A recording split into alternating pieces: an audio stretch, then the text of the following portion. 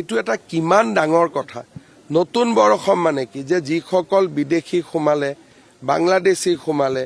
তেওঁলোকক লৈ আজিৰ পৰা বৰ অসম এখন হ'ব কিন্তু আমাৰ বৰ অসমখন হ'ল 600 বছৰ আগতে স্বৰ্গদেউ চাওলুং চুকাফাই নিৰ্মাণ কৰি থৈ যোৱা বৰ অসম গতিকে মই কংগ্ৰেছক মই অনুৰোধ জনাম এই নতুন বৰ অসমখনৰ কনসেপ্টটো কি তেওঁলোকে আমাক বুজাই দিয়ক এতিয়া প্ৰথম কথা যে এই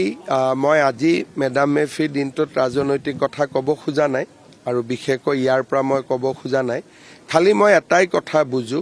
যে আমাক লাগে স্বৰ্গদেউ চাওলুং চুকাফাই নিৰ্মাণ কৰি যোৱা বৰ অসম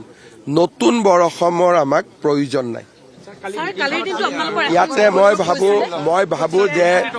মই ভাবো যে ইয়াতে আমি ৰাজনৈতিক কথা বতৰা পতা বা উত্তৰ দিয়াটো বহুত সমীচীন নহ'ব দিনটো মোৰ কেইবাটাও অনুষ্ঠান আছে দিনটোত মোক 5-6 বাৰ লগ পাব বেলেগ অনুষ্ঠানত এইটো ক'লোৱে আপোনালোকে শুনিলে চলি